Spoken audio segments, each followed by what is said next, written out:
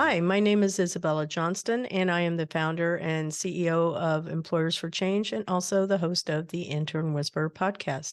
Today's tip of the week is about unconscious bias, also known as implicit bias, and it describes a subconscious attitude that affects the way individuals feel and think about others around them. Subconscious attitudes aren't necessarily as well formed as coherent thoughts, but they can be very ingrained and impact the emotional and rational responses of individuals in everyday situations. So, biases and prejudices often develop in early childhood as children begin to make assumptions based on personal experiences.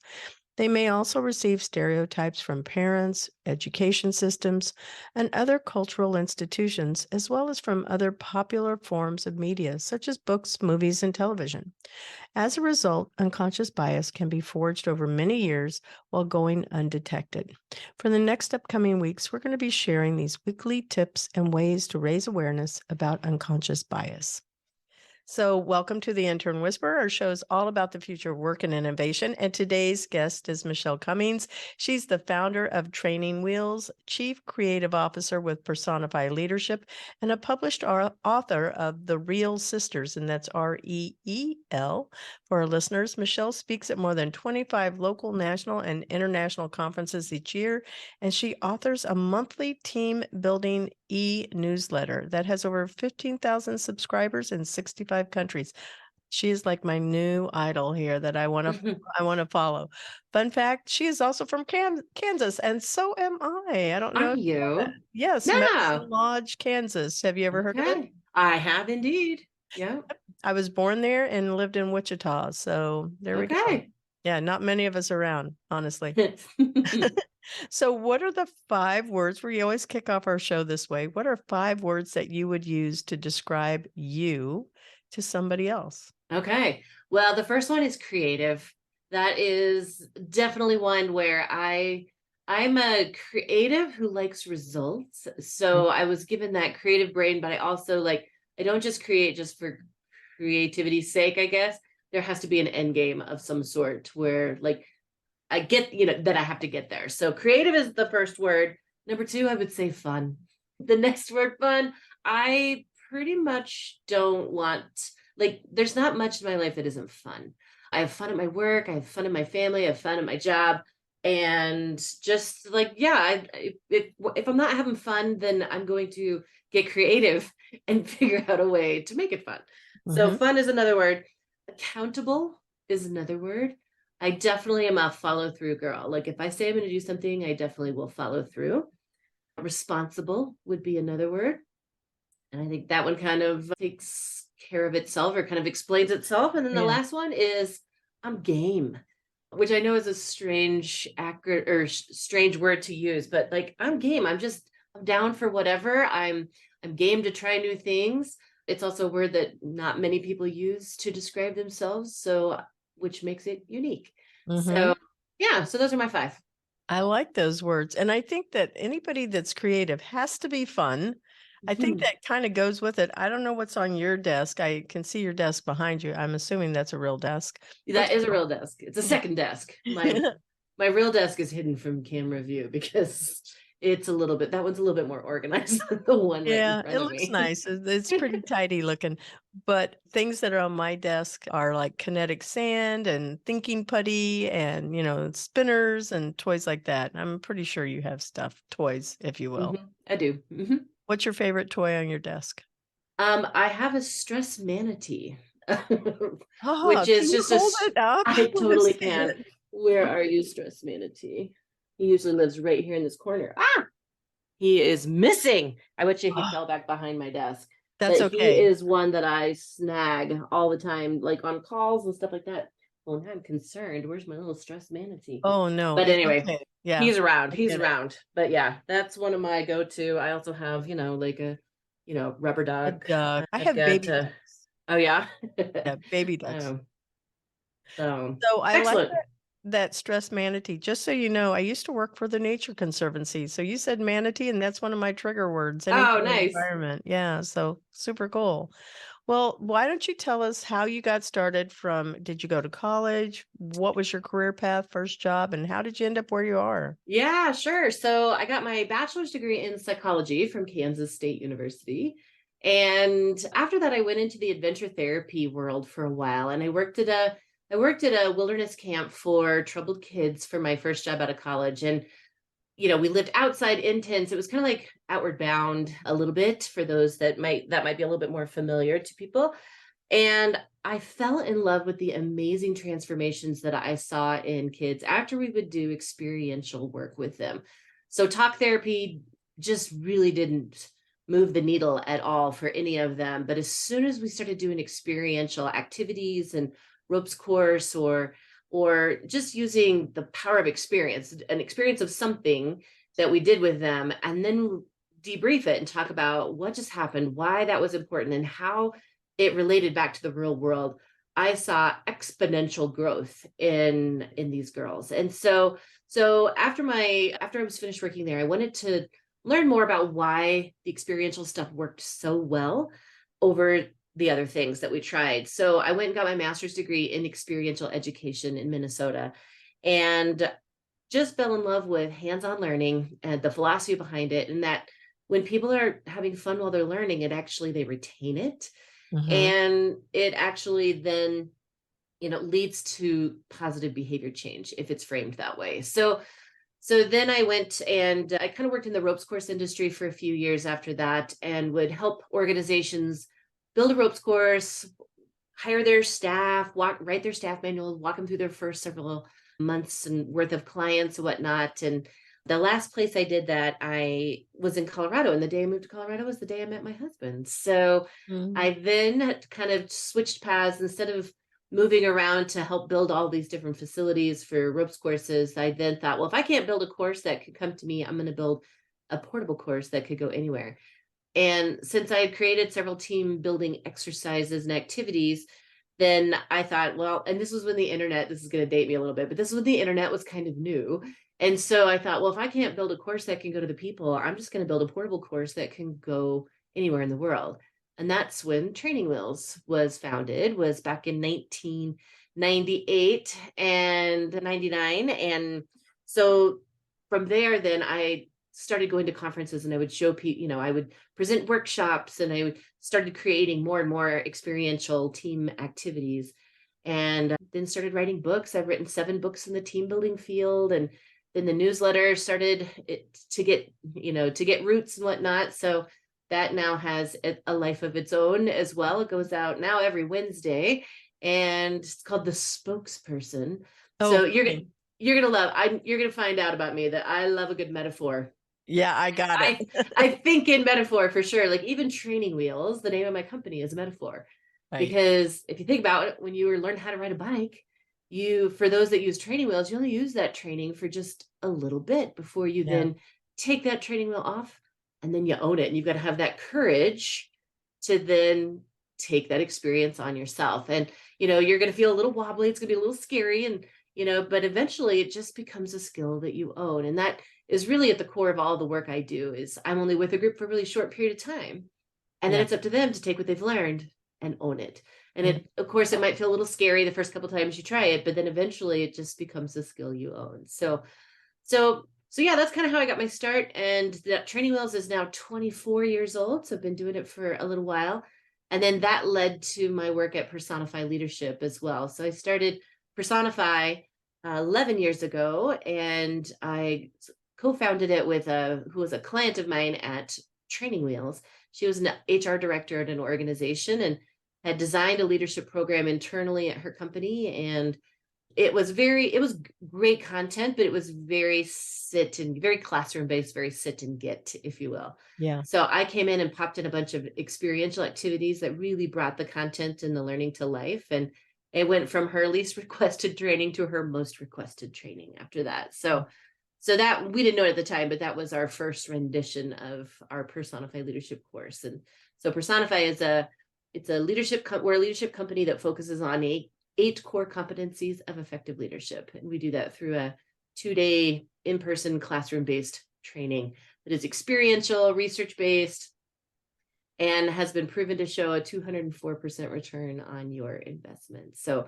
really Ooh, great program. And it's now in we've got hundreds of certified facilitators in over, I think it's 25 countries now around the world. So anyway, so that's a fun program as well. yeah, it sounds great. What are those 8? You said 8 8 principles? competencies. Yeah. So What are they? we use the metaphor of the body in our program. So we start with the heart of a leader.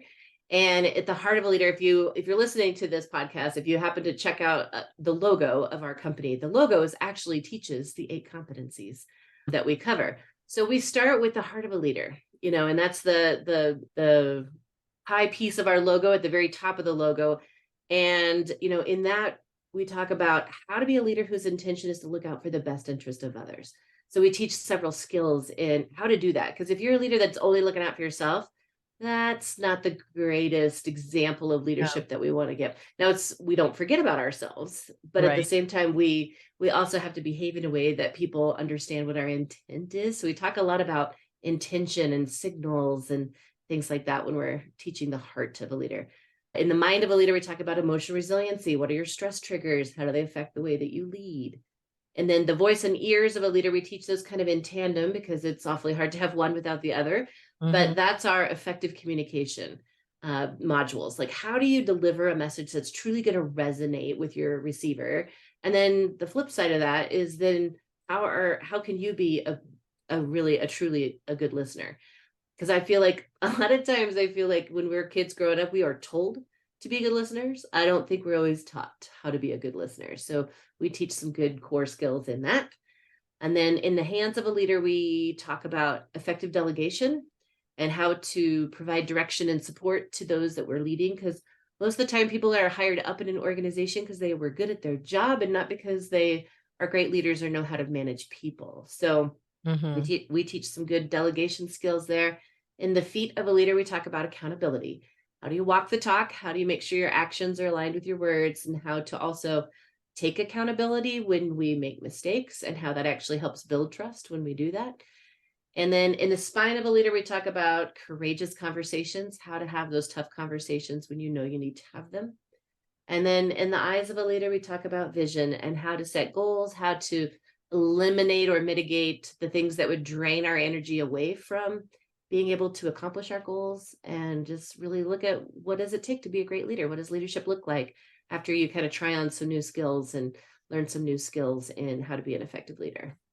Man, you have So, touched every single point of what experiences experiences should be, right? It should be mhm. things that you can taste, sense, touch, hear, all of those. I know there wasn't taste in there, but those hands allow me to taste a cookie that There you you go. made. Absolutely. Yeah. So I feel like, yes, smell and taste are definitely a part of that process because that does impact, a lot of how we think. You're making it so that it is so possible that it's building a good positive memory inside Mhm. of a person so people want to replicate that feeling again. Yeah, and what we do that's different in our program, I mean, there's a lot of fantastic leadership programs out there. I mean, if you Google leadership development, you're Oh, going to sure. find a lot of things. So what we do different is that ours is experiential. And again, just because that is to my core, the type of facilitator, trainer, and educator that I am, is that I want you to experience it in your bones, because then you're going to have that visceral memory, that muscle memory of the actual experience. So there's 8 modules, or 8 different competencies in our course. And so each one of the modules starts out with an experiential activity that is kind of like a team building exercise, but it's not. And so they're very intentional. The activities we've chosen are very intentional because they surface the behavior that we're about to go and teach skills in. And so when you do it in the order like that, you actually catch people in their own behaviors.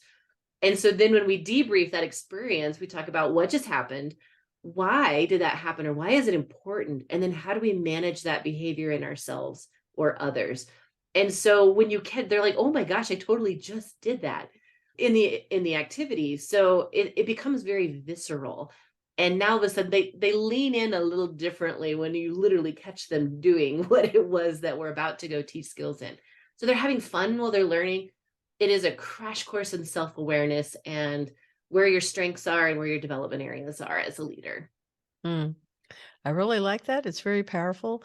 Where we met was in Orlando at one of the leadership conferences. That was, I don't know, way back. It felt like maybe it was 4 months back, something, or 6. But you really stood out because you were focused on the experience. And Mm. I love that you've got your little logo, both of them, in your frame here. I don't know how you did it, so you'll have to teach us that too.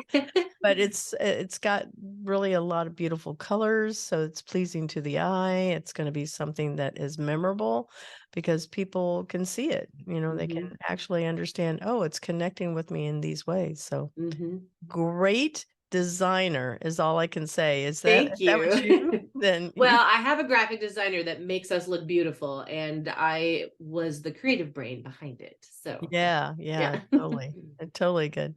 So we're going to move over to a different area, and you can talk about your business as much as you want. It's okay if you want to be able to do that. But I also want to go to your book, The Real Sisters. What is that Yeah. about? Yeah, The Real Sisters is a novel that I wrote several years ago. So it became one of those things. I've written several books through Training Wheels, and then I've got one coming out for Personify Leadership as well. But it was in 2010, I got kind of a little seed planted that maybe I could write a novel. I'm a pretty good storyteller, and I've always known that. And so The Real Sisters came about from I'm in a book club, and which my book club girls, we call ourselves Life Club instead of book club Okay. because we quote unquote read a book every month, but sometimes we don't ever get to it because we're just talking about life. And so there was one particular month where there was a book read called The Friday Night Knitting Club by Kate Jacobs. And truth be told, I didn't read it because I was really busy that month. It didn't sound like a book that maybe would really interest me. So I didn't read it. And then I show up to book club, and one of my girlfriends, she said, I have the biggest surprise. I went on to Kate Jacobs' website to download discussion questions for book club. And she had a button on her page that said, click here if you want Kate to call into your book club. So she clicked it and she had our date and time open. And so she signed up for it. So here's a New York Times bestselling author that is going to call into my little book club of like 7, 8 people. And so now I feel like a total jerk for not reading her book, right? And Yeah. I'm like, oh my gosh, give me the clip notes. And so anyway, she called in. This was before Zoom was a thing, but she called in on speakerphone and we just got to interview her and ask her questions. And it was so fun. And honestly, if you think about it, it was an experience Yeah. that I felt very viscerally, right? I was like, I can't believe it. And so anyway, it was so inspiring to me. I went home to my husband that night and I said, oh my gosh, I think I'm going to write a novel. He was like, okay. Oh my goodness. He has to live with this creative brain. He's like, but I couldn't let it go. So then finally he was like, all right, let's draw the book out of you. So we have this code phrase that he and I use that if he needs to help me draw something out of my brain, he says, do you want me to go into inquiry with you? Hmm. And what that means is all he can do is ask me questions. He can't offer his own opinions or suggestions or things like that. He only asks questions.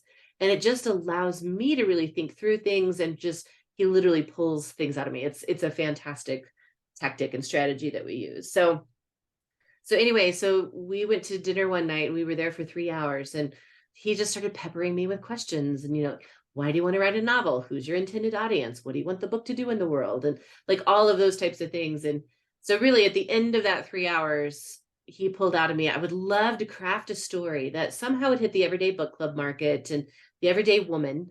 And it would be a story that captivated her so much that it would encourage her to step outside of her day-to-day routine and try something new in the outdoors. Because I love the outdoors. I'm a farm kid from Kansas that just grew up outside. And, I just feel like nature is the best teacher. Oh, yeah. So I decided if I'm going to ask other women to do it, I have to do it first. So I chose an outdoor sport that I had never done before because I needed to push myself outside my own comfort zone. And I also wanted to write from the perspective of being new at something, because that's when all your emotions are really raw and and basically I sucked at it. So Yeah. I needed to suck at something so I could actually then see that progression and get better at it and grow that confidence. And so I chose fly fishing. So the novel is called The Reel Sisters, Reel, as in the fishing reel.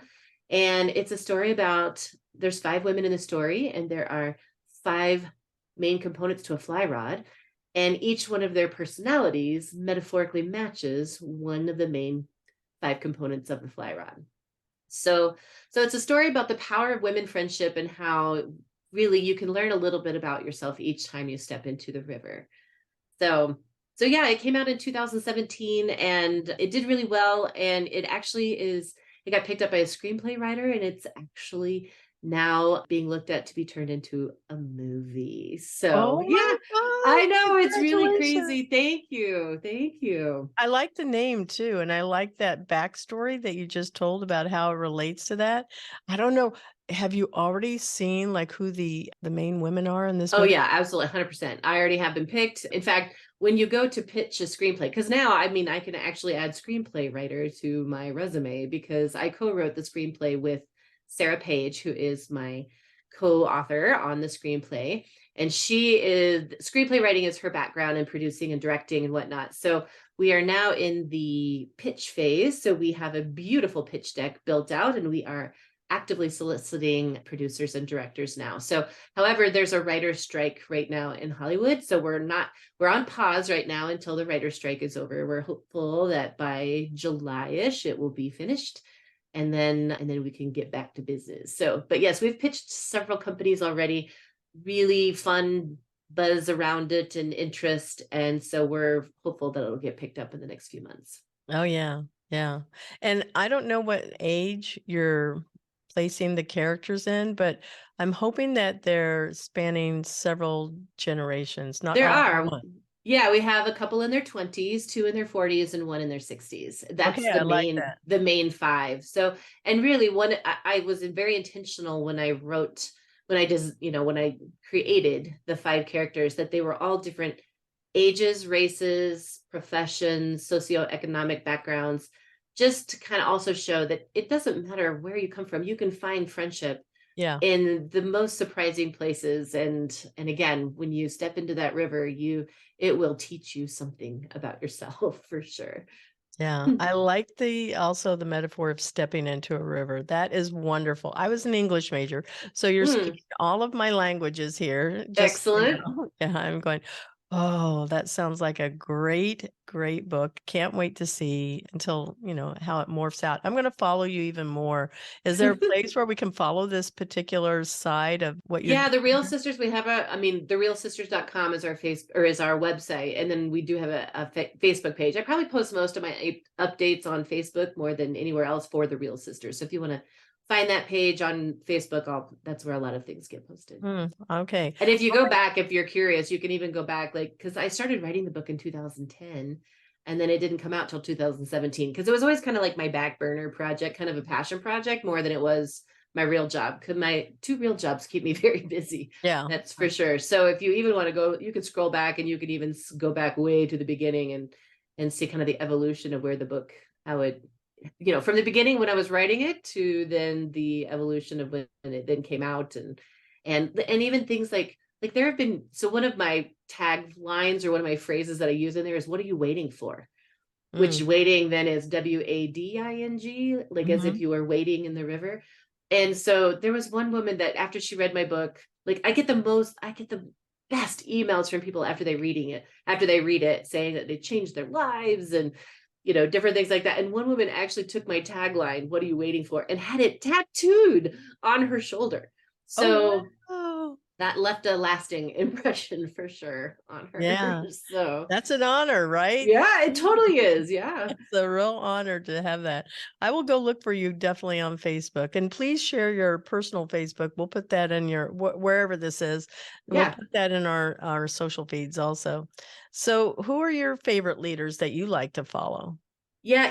I think now that I've, been a female entrepreneur for, you know, closing in on 25 years now, I have always looked up to Oprah Winfrey.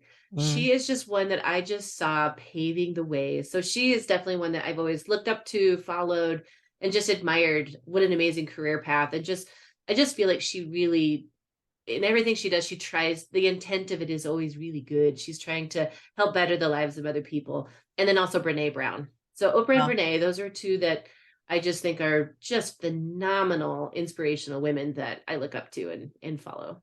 Yeah, they are. They definitely are. Yeah, love both of them. So, hardest lesson that you learned that changed your life? I'm sure you Mm. got some good stories too, because so far this has been like great. Yes, I mean, absolutely. I mean, from a life lesson point of view, I've always learned that failing does not mean failure. Like Mm-hmm. that's one of those things that I always call it failing forward, Mm-hmm. because for me, whenever I make a mistake, I then like I really try to think about it. Depends on the how big the mistake was too. But I always try to look at it as like, okay, what can I learn from that so I can make sure that I don't experience that again. So for me, it's around that. That's just kind of a core key life lesson for me, is that I'm gonna fail. I'm not gonna get things perfect every time. And so for me to not look at that as a failure, but just because I made a mistake doesn't mean I can't learn from it, and then try not to make that same mistake again. So that's kind of what my biggest, life lesson is. Probably learning that the hard way is, the hardest. I don't know if I could pick one hard lesson, because honestly, life is a accumulation of Yeah. multiple lessons that have gotten me to where I am today. Yeah, So, and I think it's really important for we as people to go, okay, let's just think about babies. mm, Babies, they have to learn how to roll over, they have to get up and, be on their little knees and their hands and the whole walking experience, and they fall down and they get up and they fall down and they get up. And nowhere are they sitting here thinking, "Oh, I'm a failure." They hmm sit here and they just keep trying. And I feel like if we adopted that same mentality of it's okay. We just keep trying. It's important. Like Dory, right? Dory the little fish. there you go. Yep. Finding Dory is like, just keep trying, just keep swimming, like same analogy. Okay, so what would you like to be remembered for? you know, I would love to be remembered for teaching others how to create experiences for people to learn something about themselves. So, and that's really at Training Wheels, when I do any of my team building work, and at Personify, when I do my leadership work, is that I've tried to very, very intentionally create an experience that helps people learn something about themselves that then they can do something with that information. I really feel like I'm in the business of making people better people, and really helping them like kind of go inward to really self-evaluate, where are my strengths, where are my development opportunities, and how can I show up as my best self. So that's what I would love to be remembered for, that my work was just very intentional with trying to help people be better people. I love that. That's really, really good. Always important to have those thoughts for sure.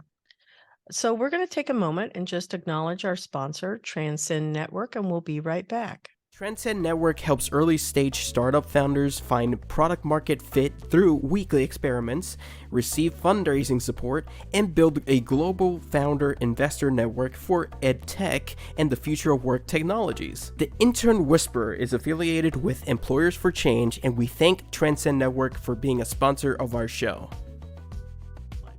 And we're back to the second half of our show where we talk about the future of jobs and industries. What's it going to look like in 2030? What do you think it's going to look like? Ooh, It's all opinion, so there is no right or wrong answer. yeah. Well, here's what I hope it looks like. I hope that we're still interacting with people and things like that, that it's not so automated that it doesn't deter us from still being able to maintain connection with one another. I think with AI and the metaverse and all of those things that are currently here, I hope it doesn't significantly alter the way that we connect with people. Because I feel like that is at our core, like human nature, we have a strong desire to connect with other people. And when we're doing it through AI, it just is different. It's not the same depth. It's not the same level of connection. So I think I firmly believe that technology makes us do what we do better. And at the same time, I still feel like we also need to bring it back to our core roots and still be able to connect with people. I would agree with that. So thoughts about remote work, blended, on-site, flexible. Personally, I think that it's here to stay, but I think it's going to be more hybrid. It's going to be based more on the role, the job role that a person has. Do you really have yes, you have to have people in the hospital to take care of sick people. You can use maybe robots, but it's better to have people because I don't, I'm sick. I want to see a person, not a robot. So I don't know. What are your thoughts?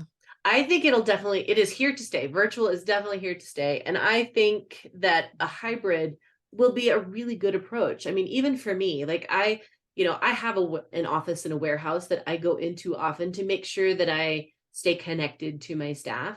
And some of my staff are remote. Some of them are in person.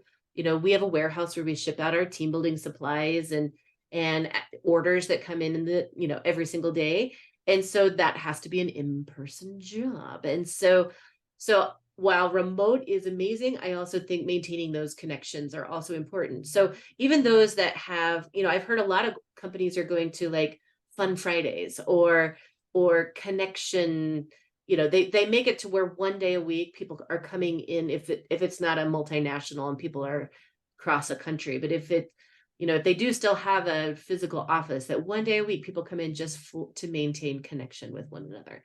And I really like that. I think it gets us, it helps people stay productive, accountable as well. When we do see people face to face, it also helps if there's conflict to try to do that face to face. It's very difficult to read body language and, get the full message when you are communicating via technology, whether it be a video conferencing call or whether it be texting. We lose so much of the message when we are using technology to deliver the message. So in-person, face-to-face is ideally the best way to communicate. And so when we are remote and hybrid, then I think it impedes our ability to really be effective communicators. Yeah, I agree with you because people are made for relationship. That's part of our purpose here on earth. We can't do anything by ourselves. To a certain extent you can, but there's limitations on every person. So you have to be somebody that is tuned in to others and realizing that, yes, I can build a hut, but I might be able to build a condo if I have others with me. So, Correct. a little bit better, right? It depends on what you're looking for. So what about robots? What are your thoughts about them? Well, they fascinate me for sure. I have other gifts. That is not something that I would ever be able to. I just don't have that knowledge and background to build robots. I can come up with some ideas on what I think would be really cool for them to be able to do. But as far as the actual creating of them, I have other gifts. I need other people with those gifts to do them.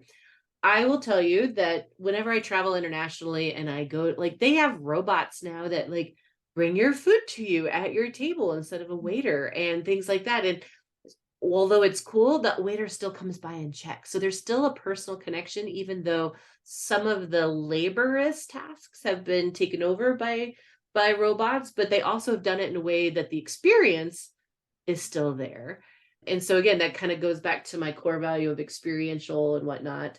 And, and honestly, as long as there is still some sort of personal connection, I'm totally okay with robots. Again, I dislike the fact that some people may lose their jobs because of robots, but that also becomes an opportunity for creativity in my mind. For me, I know like if I've ever fallen on hard times, I've had to get real creative with like, okay, I didn't like what happened. What am I going to do about it? I can't change it. What am I going to do about it? And how can that help me move me forward?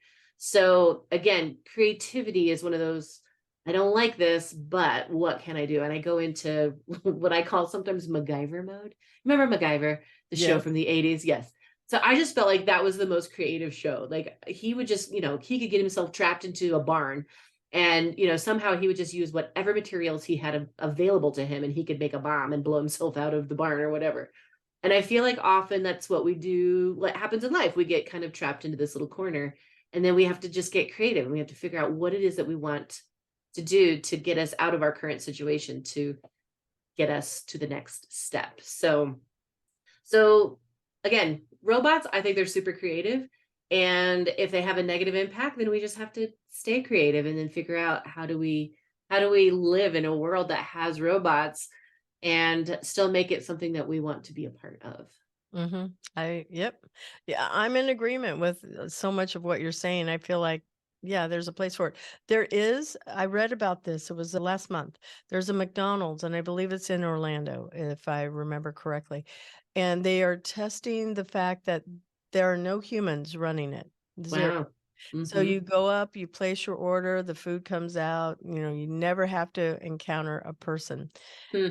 But I like the person at McDonald's that says hi and, that's there to greet me. I like that aspect because, as to your point, not everybody is going to be a programmer. Not everybody is going to be a data analyst.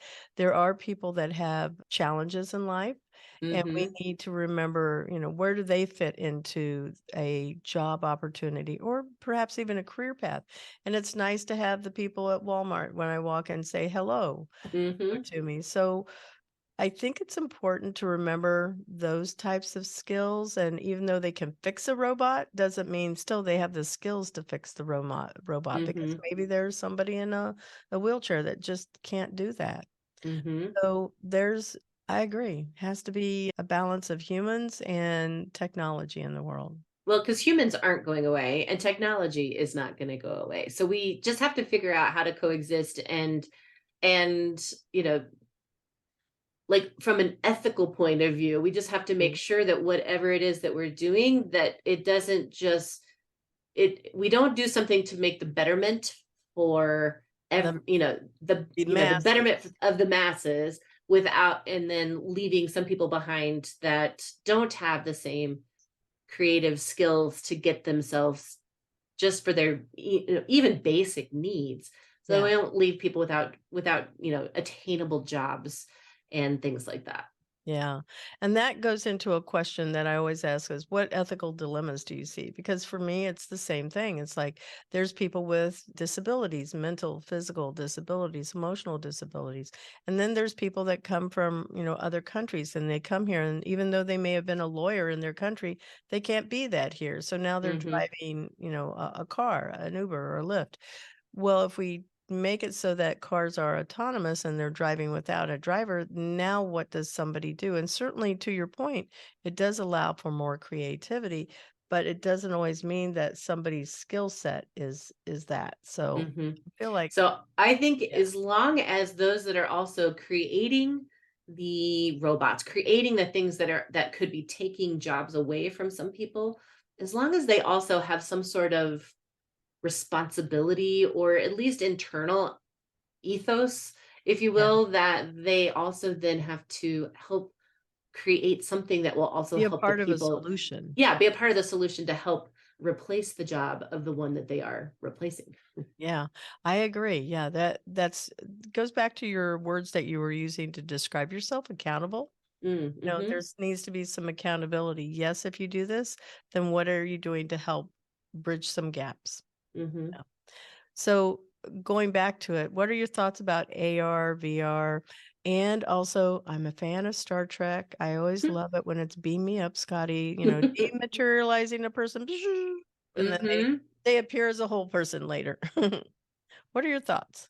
With Chat GPT and those things that are here now, I will say I've of course toyed with it. I've of course toyed with it a little bit. And I think there's so much that we could benefit from, more of a time saver than anything. However, it's also becomes, going back to our previous question around ethical dilemmas. I've been playing around with it just to see like what all it would do. And then just particularly me, like, of course, my book is out there in the world, The Real Sisters, plus all my other books that I've written at Training Wheels. And so I actually was just playing around with it a little bit. And I went in and I was like, write what would be the team building chapters of a book that Michelle Cummings would write, and just hit send. And it actually populated some pretty accurate information. So it's shocking on one hand, but then on the other hand, I'm like, wow, that actually is really well thought out. And it's actually kind of written in my voice a little bit. And then, of course, there were some things that were not accurate and I would have to go in and change. But it like really, I'm like, wow, that was very intuitive. So anyway, so I like it, and it's a little scary because also, I mean, I'm Michelle Cummings, so I went in and just did that on myself, but that means somebody else could do the same thing. And Mhm. so therefore, who then owns that work? Is that my intellectual property still? Is that somebody else's? So the ethical dilemmas that come up around the AI and things like that is a little bit scary. And then we played around with it a little bit with like draw a horse the way Van Gogh would draw him, and make it pink and purple or something like that. And it produced a crazy photo Likeness? or likeness of exactly what I asked. I'm like, I mean, Van Gogh, I know he's been gone a long time, but then it's still his work, right? So Right. it's one of those that it was cool, and it really gives you pause on what is the ethical responsibility that Chat Mhm. GPT, those types of things have for making sure that people's work doesn't get stolen, or their IP, or their whatever, that, whatever is intellectual property of theirs, that it doesn't get just wildly used by others. Do you watch Black Mirror? I don't know. Okay, so you should go and watch the show. It's on Netflix. It's called Black Mirror, and it's about the use of AI and everything you can imagine, robots, VR, everything in there. And it's taking consciousness of people and putting it into like a little stuffed animal. They have a new Ah, season that just came out. They're really dark. I'm going to tell you, they're really dark okay. and a little bit of frightening. And I'm not the only person that says that, because this is really where I go, but where are the ethics? Why are we doing this? Yeah. And I'm sure that it does happen in places.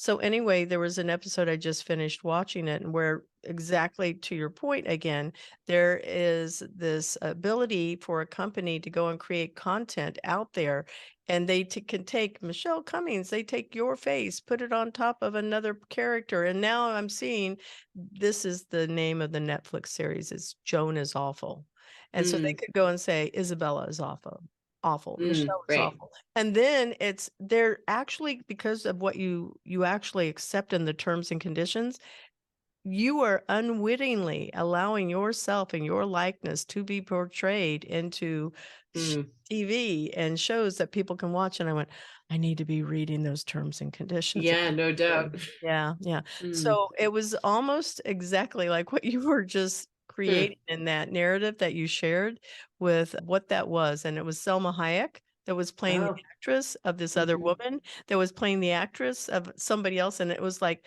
you had to destroy this machine to be able to get Mm. back to the core of who you really are without having multiple faces over your person. Oh, wow. Yeah, it's dark. They're all dark. They're really dark. Yeah, But I sounds I like it. think that they're very important to see and think, wow, there are people that think this way, and there are ways that people can monetize from some of the things that we agree to in terms and conditions that we just don't even realize when we accept Facebook or, LinkedIn, or just pick a channel or Right. Yep. something. So how do you get off of the grid safely without having your life being publicized in ways that Right. you may not like? That's that Mhm. ethical dilemma, right? Yeah, So we absolutely. are closing in at the end here.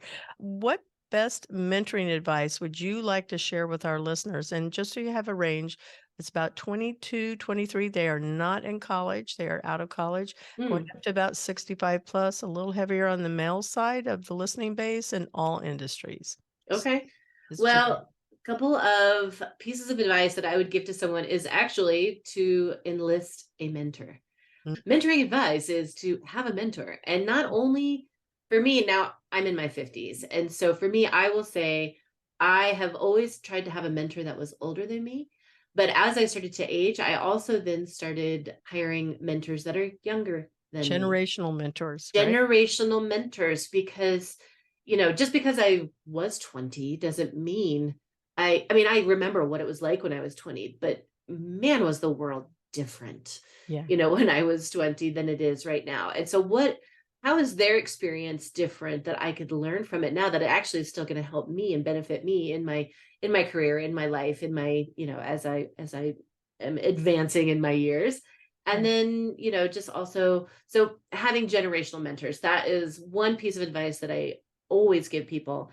And then my other business advice that I give young entrepreneurs is that a piece of advice I wish I would have gotten that I didn't, is that if you do start your own company, then get a business line of credit before you need it. Oh, yeah, And that's a good one. because as soon as you need it, you can't get one. That is true. And then also just like my parents never really talked about money, credit scores, things like that. And it's also just like, if you're going to get a credit card, I mean, everyone, you need to have a credit card to build credit, but don't pay it off every month. Do not use it for anything else other than just to charge, get some points or whatever, and then pay it off every month. I had no idea that credit could negatively affect you as badly as it did me early, like, in my 20s, because I just had zero education around it. And now, with a perfect credit score, it takes some time to build that, but that also will really impede your ability to do what you really want to do in life if you don't take care of your financial health as well. So I'm a fan of the mentoring that you mentioned. I write a lot about peer and reverse mentoring, which is really what generational mentoring can be. Mm-hmm. But peer and reverse mentoring is not just in the area of age. It is also across different types of industries and technology and things of that sort, can be genders, whatever. But peer and reverse is usually the younger is mentoring you. And I find it so valuable. That's what I built inside of my platform of Employers for Change, is that as a way to accelerate learning also. So that's why I have a lot of interest in what you're doing, and I hope that you would find it mutually. I'm putting my little shameless own plug in here. I don't normally do that though, but I really like a lot of what you're doing and your thoughts, and I go, yeah, I'm on the same page. Awesome. That's Yeah. great. So how can our listeners find you? What's the website, the social channels, Sure. everything like that? We don't normally give out emails or phone numbers. We just share LinkedIn profiles, but Sure, of course. Yep. So my website for Training Wheels is training-wheels.com. Don't forget the dash. We get a very different website, and they're not nearly as much fun as I am. They're very cool though, because I chat with them often because they often get emails from me. And then Personify Leadership is personifyleadership.com. And then for my novel, it's therealsisters.com.